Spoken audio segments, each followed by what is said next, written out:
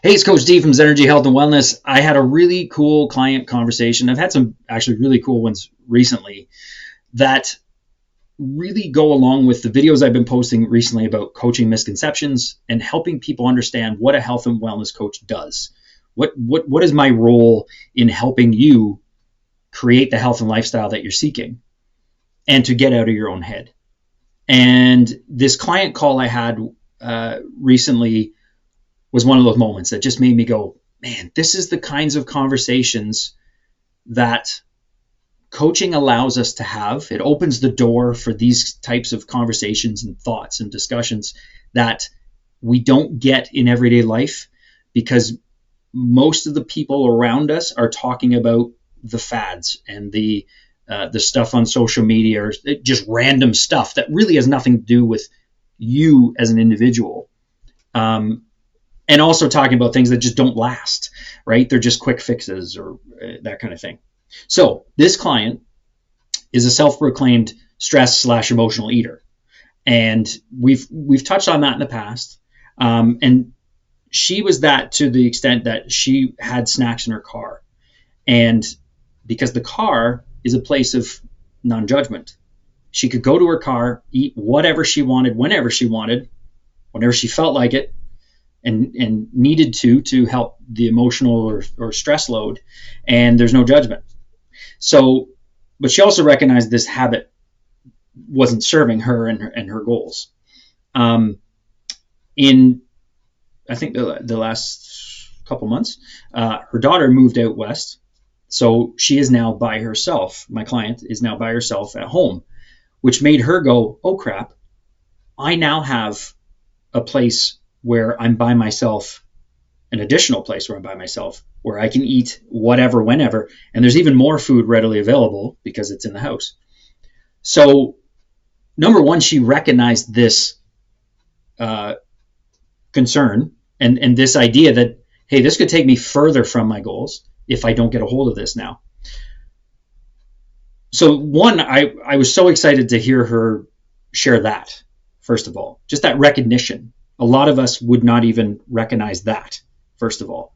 Wouldn't say, hey, this is something I need to focus on right now.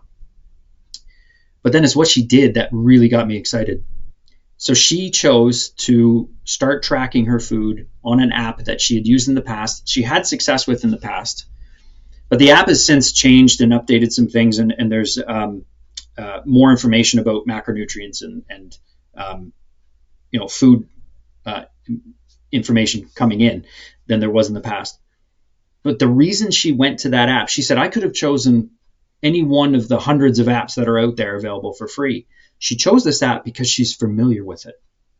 And she said, rather than figuring something new out and figuring out how to use it and if I like it and all that kind of stuff, I went to a familiar place. That's where, and she did this all on her own. I had no idea this was going on as her coach. But because we're doing coaching and working together, she had the ability to have this conversation with someone. And then I was able to reinforce how positive of a step this was for her. So when someone is trying to change a bad habit or a habit that isn't serving them anymore, or they recognize that, hey, this is actually not helping me towards my goals in terms of health and lifestyle. When someone's trying to change a habit, we all know this, it's tough. It drains us. It takes energy. We only have so much energy in the day. But what we don't consider too is those little decisions like, hey, I'm going to download this free app and figure it out. See if it works. Try and figure out all the little, nitpicky stuff about the app. That also drains energy. When you combine those two things, trying to change a bad habit and trying to start this whole new world of technology stuff, that's draining. And had she done that route and tried to explore something new, it may not have lasted. It has lasted for her because she went to familiar territory. In other words, she made the habit change a little bit easier on herself. And because of that, she's sticking with it. And in our conversation, she was able to share with me, it's working. And it's working in several different ways, including controlling that habit that she had before. It's changing her go-tos in terms of food and stress and emotional eating and all that. And it's helping her stay aware of it. That's an amazing conversation that is not typically had in everyday life today. That's where the benefits of health and wellness coaching comes from. And again, I didn't do anything.